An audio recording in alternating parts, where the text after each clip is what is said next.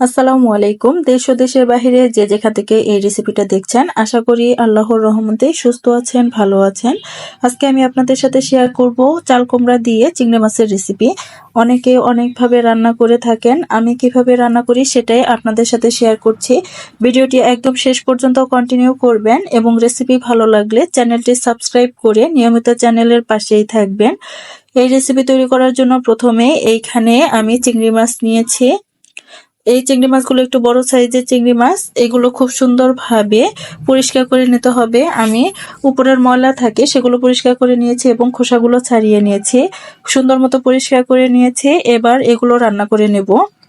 চুলায় একটা পাতিলে আমি পরিমাণ মতো তেল দিয়ে পেঁয়াজ কুচি দিয়ে দিয়েছি। পেঁয়াজ যখন ব্রাউন হয়ে এসেছে তখন চিংড়ি মাছগুলো দিয়ে দিয়েছি। হালকা একটু নেড়ে চেড়ে ভেজে নিতে হবে। বেশি সময় ভেজে নিলে এই চিংড়ি মাছগুলো খেতে ভালো লাগবে না। এবার অল্প একটু আদা ও রসুন পেস্ট দিয়ে দিলাম। 1 মিনিটের মতো নেড়ে চেড়ে এগুলোর কাঁচা গন্ধ চলে যাওয়া পর্যন্ত ভেজে নেব। দিয়ে দিলাম অল্প একটু পরিমাণ হলুদ গুঁড়া। মশলাগুলো যেন পুড়ে না যায় এজন্য অল্প একটু পানি দিয়ে দিব। এবার একে একে সবগুলো মশলা দিয়ে দিতে হবে। দিয়ে দিলাম মরিচ গুঁড়া, ঝালটা আপনারা আপনাদের ইচ্ছা অনুযায়ী দিয়ে দিবেন। দিয়ে দিলাম এইখানে স্বাদ মতো লবণ, ধনিয়া গুঁড়া। এবার সবকিছু নেড়ে চেড়ে মশলাটার সাথে মাছগুলো কষিয়ে নিতে হবে। মাছগুলো যত ভালোভাবে কষিয়ে নেবেন এই তরকারিটা খেতে কিন্তু তত বেশি ভালো লাগবে। অল্প একটু পরিমাণ জিরা গুঁড়া দিয়ে দিলাম আর দিয়ে দিলাম কয়েকটা কাঁচা মরিচ মাঝখান থেকে ফালি করে দিয়ে দিয়েছি। কষানোর জন্য আবারও অল্প একটু পরিমাণ পানি দিয়ে দিলাম আর অপেক্ষা করছি এই মাছগুলো কষানো পর্যন্ত। এই রেসিপিটা কিন্তু একদম সহজভাবে আপনাদের সাথে শেয়ার করার চেষ্টা করেছি, আশা করছি আপনাদের কাছে অনেক ভালো লাগবে।